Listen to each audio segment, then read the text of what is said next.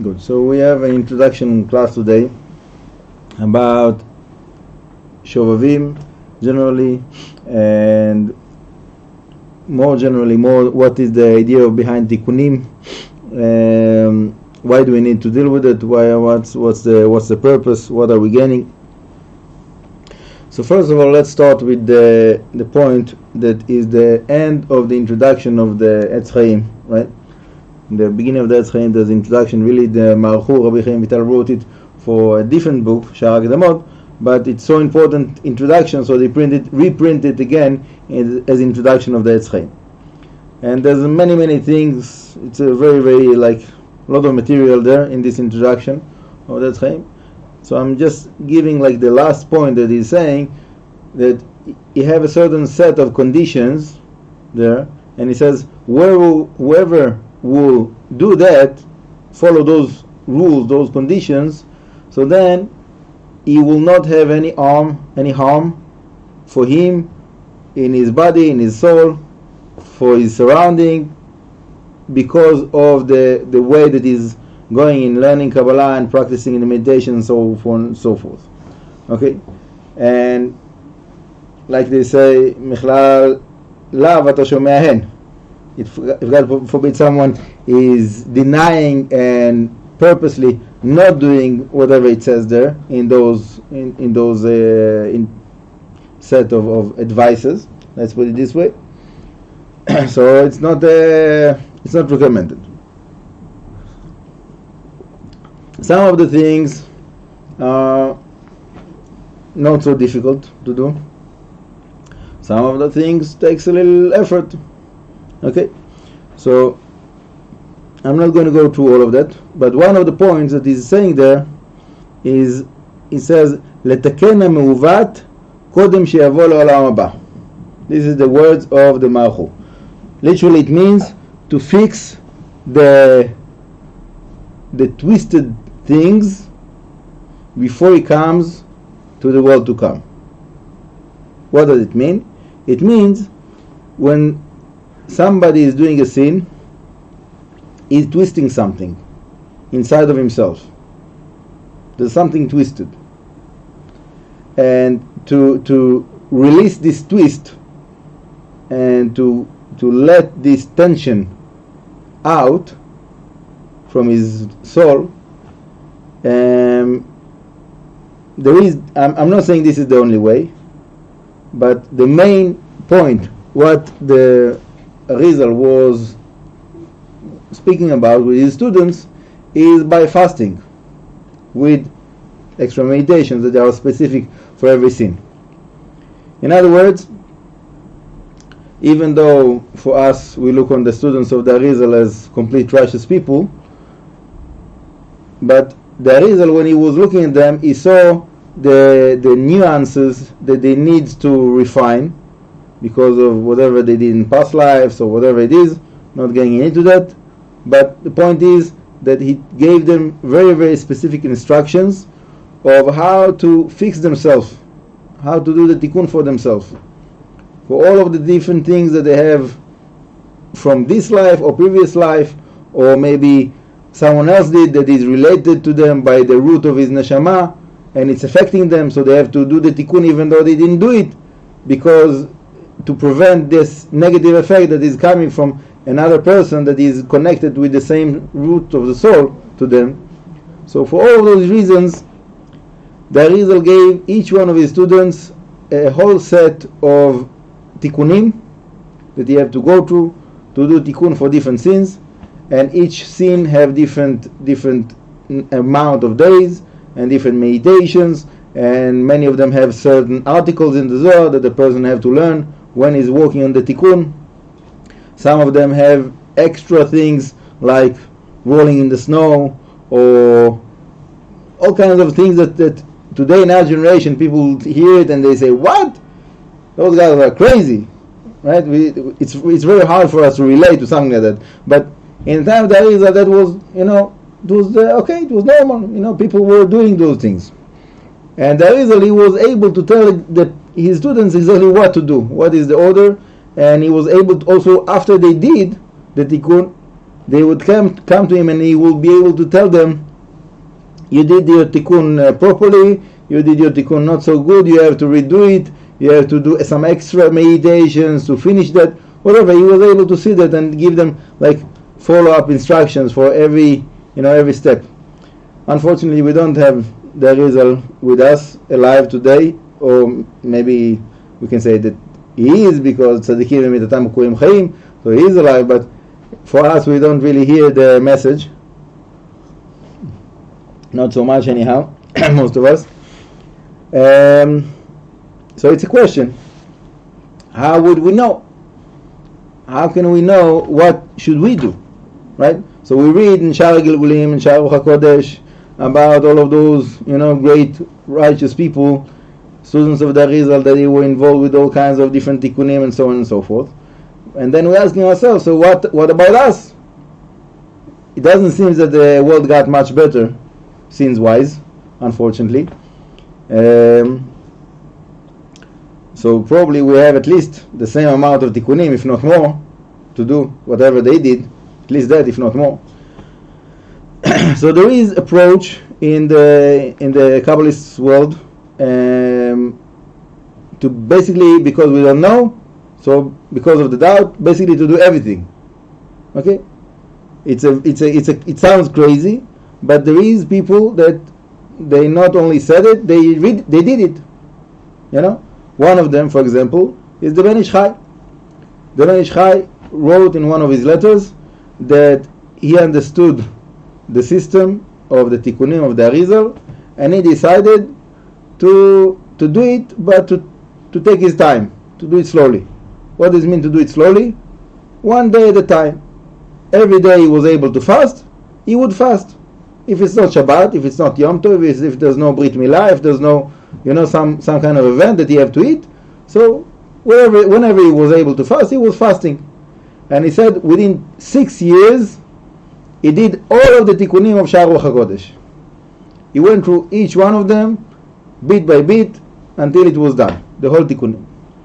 It's not only him, the other rabbis. There's, for example, the Noam Elimelech, there's a famous story about him, that he did 7 years of fastings for himself, and then 7 years of fasting for Am Yisrael.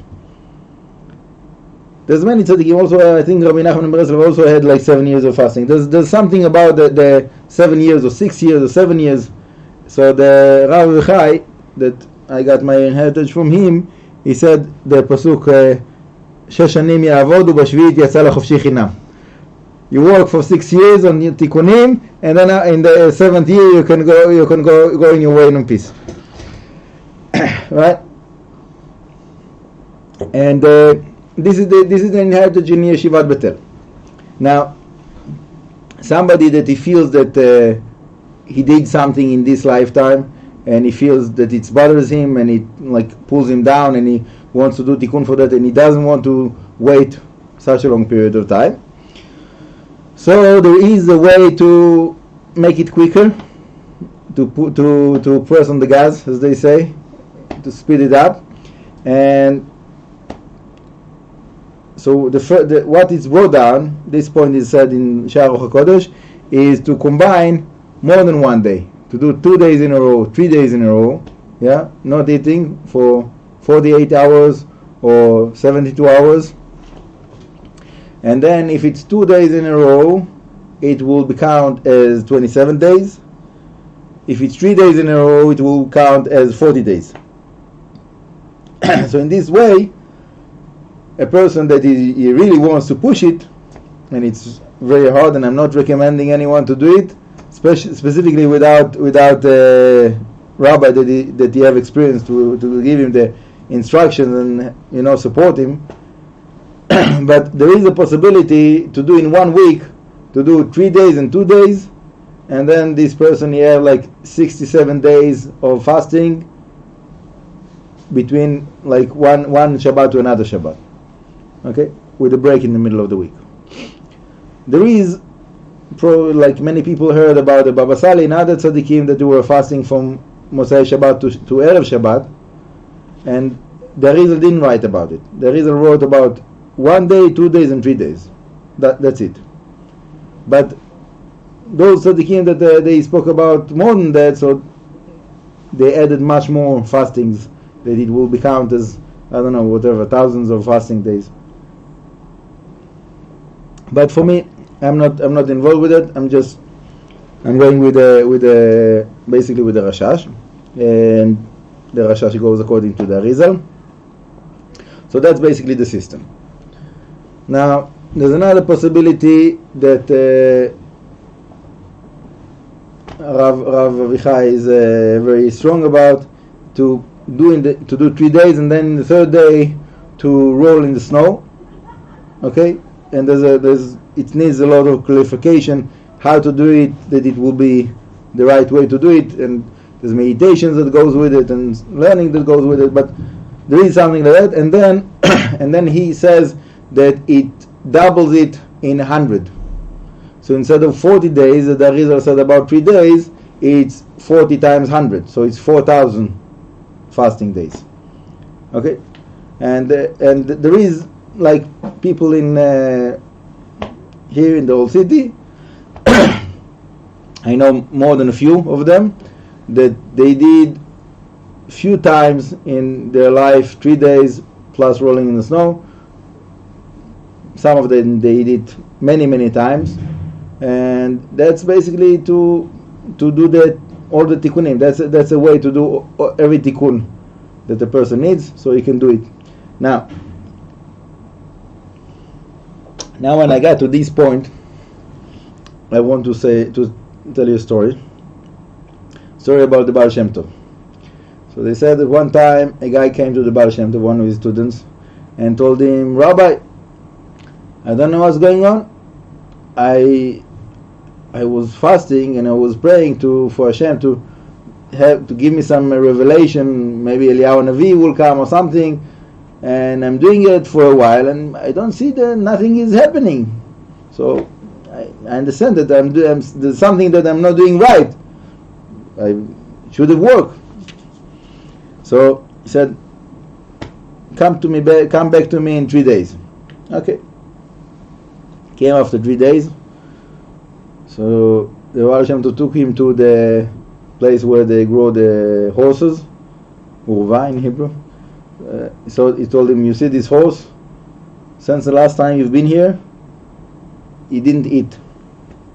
He was fasting for 3 days straight. Now let's open the cage and see what happens." So they opened the cage, and he was locked in the cage for 3 days. So he jumps out and he starts to roll in the snow. And the Baal Shem Tov tells his students, "You see, not only that he was fasting for 3 days, he's also rolling in the snow." So what do you think? He deserves a revelation, right? He deserves that Eliyahu Navi will come to him, right? Why it doesn't happen? Must be still a horse, still an animal. So I like this story very much, that there is this inheritance of the Arizal to do those fasting days and also to roll in the snow, but the point is that it's not only that. It's not like a button that you push and you can see all of those fireworks that is happening. It have to be connected to something that is internal, right? I remember that I heard a story about Rav Mordechai Eliyahu Zatzal, that he did the tikkun of the snow, and before he did it, he did vidui, and there was few people with him that they knew the sources, and they said, "Rabbi, why are you doing vidui? It doesn't say in any book to do vidui before you're rolling in the snow. Where did you took it from?" So he looked at them and he said, like, if you're not doing vidui before you're rolling in the snow, so why are you rolling in the snow for? Like, what's the purpose? The whole idea is to do tshuva. If you're not doing vidui, so like, what is the rolling in the snow about? Forget it, before all the meditation and all of the rest. That's the basic. First of all, do the basic, then add on top of that, right? And that point is also brought down in the Igeret HaTshuva of the Baal HaTanya, that he speaks about tshuva. And he says, what's the difference between regular tshuva and tshuva plus tikunim? And he says that when a person does tshuva, like the Rambam says, vidui, charata, Charata, Vidui, Azevat Ached. So Hashem forgives him. But he doesn't get the level of the intimacy that he had with Hashem, like before he did the sin. Hashem forgives him. Okay, fine. I won't hang you. But you're not going to go back to the treasury house, You stole, so you're out. Forgive you, but you're out.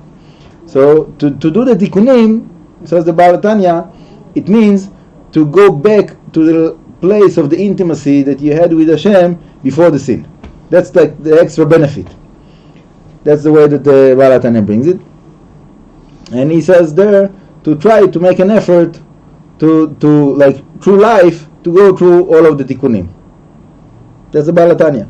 Many people they ignore it. They speak about Baal Tanya, but they don't apply those principles. I guess they have a source, but anyhow, I try to take it seriously. And now also Baal Tanya and also the Ben Ish Chai and also Rav Yehuda Ptaya, that they were all speaking about this subject matter. They gave this possibility of Pidyon Ta'anit, to redeem the fast days. Okay? And even though the Arizal didn't write about it, doesn't mention in the Arizal, but it makes sense, right? It makes sense that someone that it's too hard for him to fast because whatever he needs to work, he needs his strength, whatever it is, not able. So at least to do it with the money. So there is a custom that is brought down in the writings of those rabbis that I said, and more clear it's brought down in this book. This book is called Bnei Yehuda, and it was composed by Rav Dweik Cohen, Rav Shaul Dweik Cohen, that he was Rosh Yeshiva of Betel, I think about 150 years ago. So in this book, it basically brings like a certain set of Tikunim, which is what he holds to be the main Tikunim that anyone that wants to go in this path should do first. And the way he brings it is that if somebody is able to do all the fastings, good for him. But if not, to do 1 day of fast and to redeem all of the rest of the Tikunim. Okay? And this became to be a custom of majority of the Kabbalist yeshivas around Yerushalayim. So in Betel they do that. In Betel they really, the Rav Vichai is trying to push his students to do the full tikkun with the fasting. But many people do that there, and Yeshivat HaShalom, and Yeshivat HaChaim VeShalom, Yeshivat Nahar Shalom, all of those yeshivot Mekubalim, they are doing these events of tikkun, meaning a whole day of fast plus redeeming with the rest of the fast days with tzedakah, and in the mincha of that day to gather together minyan that are doing the same tikkun, and then to have like Sefer Torah, like a public fast day, to do Kriyat Torah, and then in the repetition of the Chazarat HaShatz of that day. So the Shliach Tzibur, he supposedly a rabbi or the Rosh Yeshiva or someone else that is like advanced student that will pray that he knows all those kavanot, and then there is like anenu, special anenu within the Shomei Tfilah for the fast, for that tikkun, and it's brought down in that book of the Bnei Yehuda. So to do that tikkun with that Chazarat HaShatz, that within that anenu, we're going through the kavanot, the meditations that are brought down in Sha'ar Ruach HaKodesh for that specific tikkun. So that's supposedly to give the best we can, giving the best we can. If we're not able to do the real tikkun according to the Arizal, so that will be the second best. Also within that there is different levels of how much a person is involved, how much a person is, how to do the calculation of how much to redeem the every day for. There's different levels with it, but that became to be a very known custom, and the time in the year to be involved with it and to do those fastings and those tikkunim basically is or Shovavim or Elul, one or the other. Two zones in the year to do that, and for many people, Shovavim will be the main one. Elul is there's other things that we're trying to push ourselves in. So this is basically what I want to say in the introduction. Now, to make it a little bit more significant, I want to give another extra point about the understanding of what happens in fast day. Okay? Now, what I'm saying now is boiled down in Shavuot Kodesh, the Kavanat Tanit. Now, so that will be true in any Tanit, in any fast day. Every tikkun have like also specific kavanot, specific meditation for the tikkun. But what I'm saying now is a general understanding. So it goes like this. When somebody is making a sin, what happens in the spiritual realm? So basically, the way I describe it, as if like we have physical body, we have spiritual body, soul, neshama, nefesh. And when a person is making a sin, so he's taking a piece of himself, piece of his soul, and he throws it to the dogs, to the negative side. Yeah? And the negative side gets growth because they have another piece, they have more nourishment now. So basically, to do tikkun, real tikkun, should be to take it back from them. Now that's not an easy task. To go to the enemy's field and to start a war, it's a challenge. So somebody that is doing that real time and he doesn't really know what he's doing and he doesn't have the right guidance, is putting himself in a spiritual danger. And I actually met a person that he didn't have like so much guidance, very holy person, but he didn't have guidance in that field, and he used to fast like certain days, and he was just fasting without like any extra meditations.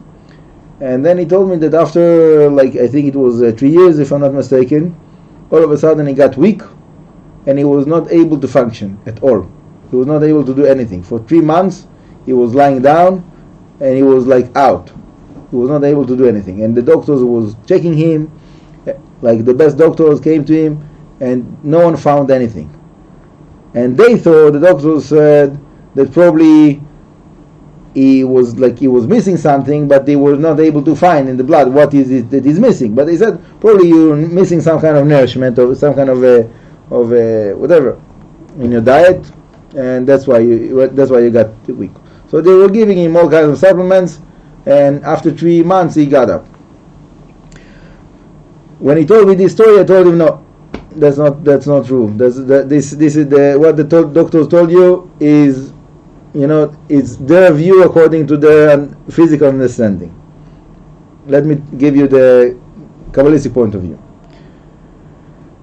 So we know, like I just started to say, that in the fast days, it's like we're going out of our domain of Kedusha, and we're going to the enemy field to gather the diamond, to gather those gems that we dropped in the sins.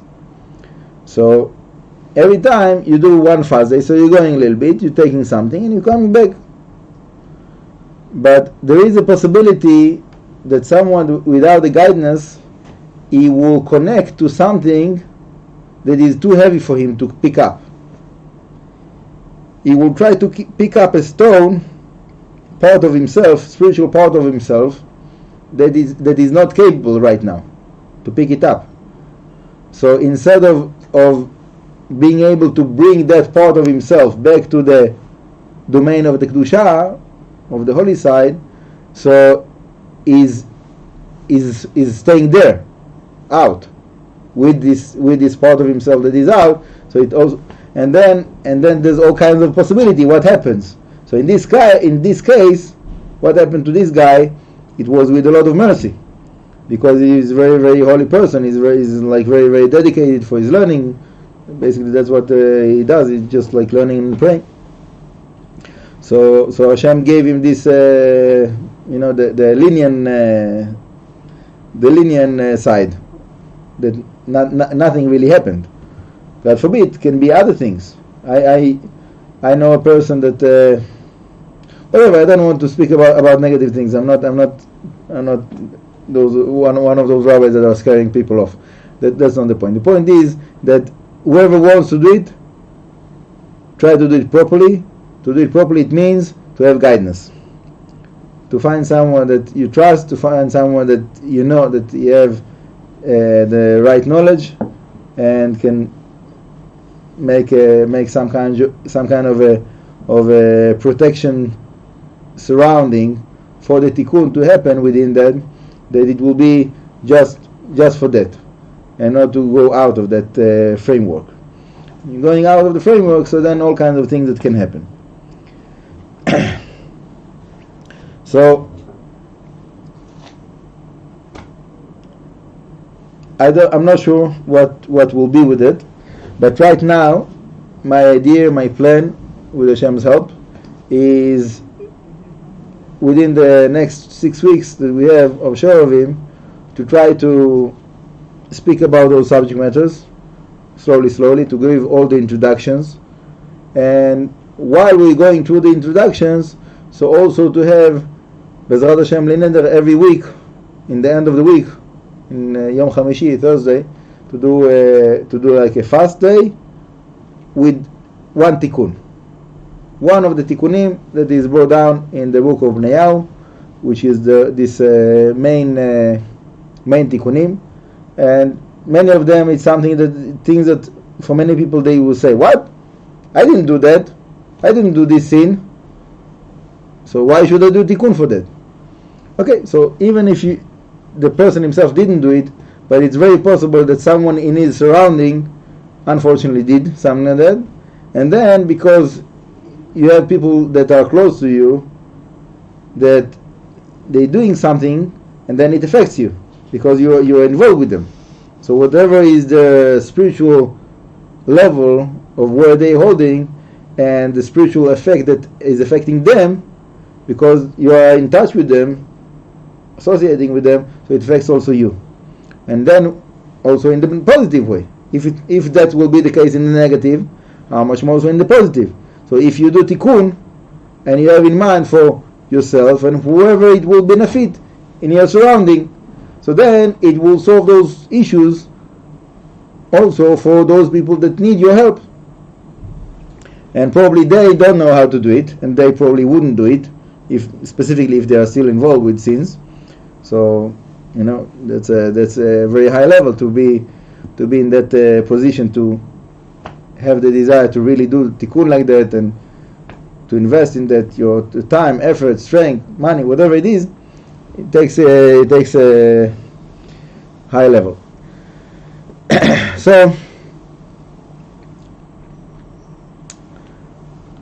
I want to give another understanding that is brought down in the beginning here of the Neyahu. It's called Akdamat Otiyot. Okay, so he's explaining here the principle that is brought down in Sha'ar HaKodesh, why we have different amount of fast days for different sins, and why we have different meditations for every sin. So basically it relates to the letters of the holy names that we have within us.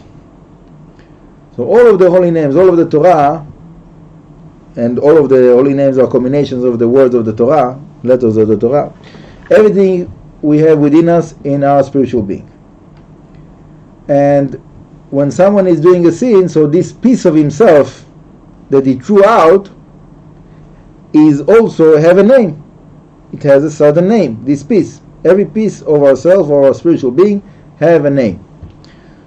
So basically the mightiness, the strength of the Arizal was that he was able to reveal which names are related to which sins. So he knew that in a certain sin, those are the names that goes out to the negative side, and then to pick them up, those pieces, it means to do the fasting and to meditate on those specific names.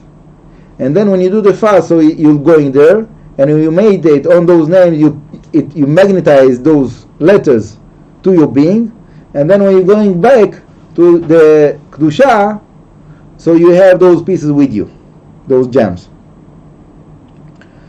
Now, basically, it goes by gematria. Okay?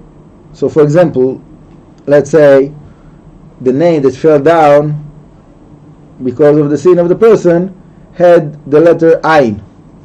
Ayin in gematria is 70. So this person will have to fast 70 days for this Ayin, one letter Ayin that he dropped to the negative side. Okay? In every sin there's different letters, there's different names, and that's why there's different amount of days. Okay? That's basically the understanding. And also we can see from that the amount of days is a way to reveal what is the significance of the sin. Right? So for example, somebody that the first tikkun that everybody does is spilling seed. So somebody that spills seed, the tikkun for that, according to the Sharuch HaKodesh of the Arizal, is 84 days. So it sounds a lot, but someone that, God forbid, was married was living with a married woman, so you have to fast 325 days. Okay, so that's obviously, you see the difference. Yeah, it's very big difference. So there is sins and there is sins. All of those sins are very, very significant. It's affecting the kedusha of the person.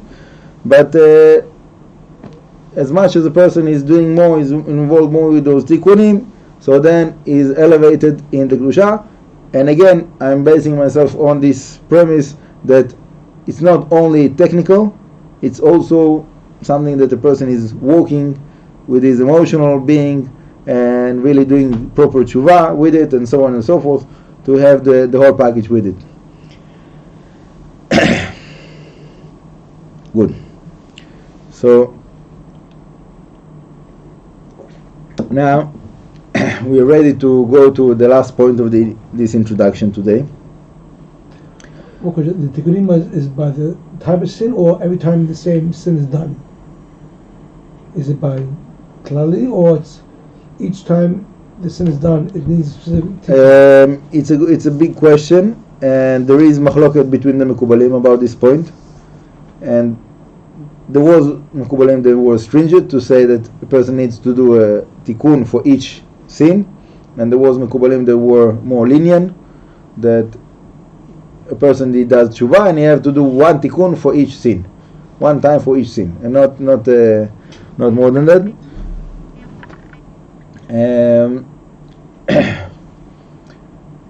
To my understanding, I'm not saying that as a halacha, but to my understanding, it can be similar to the law of korbanot in Bet HaMikdash. So in the korbanot, what is chiyuv korban chatat and asham? It depends if it's alem echad or right. If he like he didn't know and he did many times, he did many times, so then it counts like one. But if he knew and he did it again, so then he will have to bring another sacrifice. That's my understanding, to connect it with the same rules of the sacrifices of Bet HaMikdash. Obviously, when we have Bet HaMikdash, so to bring the sacrifices instead of doing the fast, right? That will give the tikkun. Anyhow, that's another subject matter. But the point is that I want to explain more in depth of what happens when we are taking a fast. So Rav Vichai explained it in his classes, that every time we're taking a fast, so from the beginning of the fast to the end of the fast, we don't have what it's called in the Kabbalah mochin de gadlut. the level of the spiritual abundance that usually we have is called Mochin de Galut, the maturity Mochin, and that doesn't allow us to sink down into the negative side. Okay? You can question about it because we see people that are doing sins, so if they have Mochin de Galut and doesn't lead them to sink into the negative side, so why are they doing sins? Okay, we'll put this question aside for now. Point of the matter is that this is an heritage. So when we're taking a fast, so we want to go down in a controlled way, right? It's kind of like scuba diving. So we want to go down, but we want to have control over it, right? So we consciously taking the Mochin de Galut out by the fast, and then in that time of the fast we have only the minimum amount of Mochin, of the months that is keeping us alive, and that gives us the ability to go down, to be able to pick out those gems, which is pieces of our soul. Then when we finish the tikkun, when we finish the fast, so the Mochin de Galut connects back and pull us out of the negative side and connects us back to the Kedusha. Okay, that's the theory. Practically, obviously, it depends on many factors, but that's the theory. That's the way it should work. Okay. Now,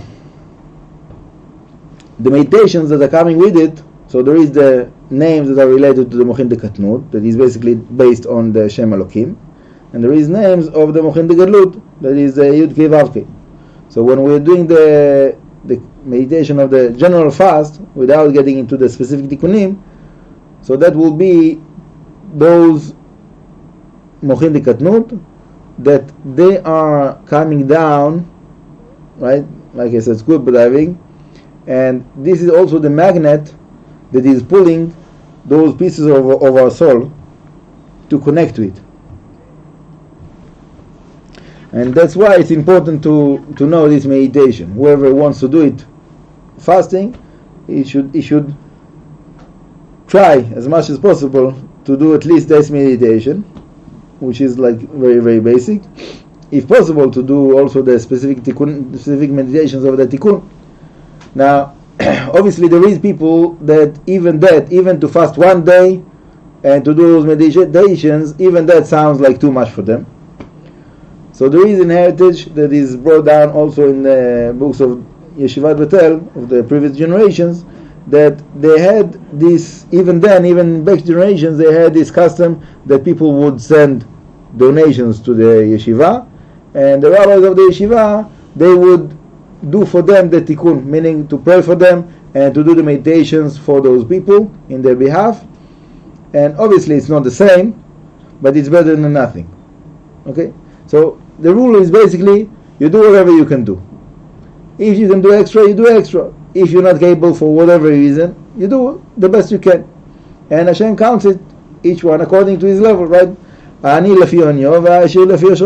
Each one have different strength, different time zone, different financial means, for different abilities, whatever it is, learning abilities.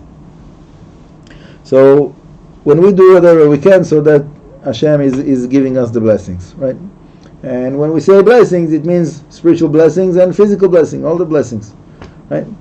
So Be'ezrat Hashem, I hope that everybody will have only blessings, and that we will be successful to go through this and to use this opportunity and to really elevate all of those sparks and be completed, right? We don't want to feel that we are missing parts of ourselves. We want to stand in front of Hashem and to feel that we have all of ourselves with us.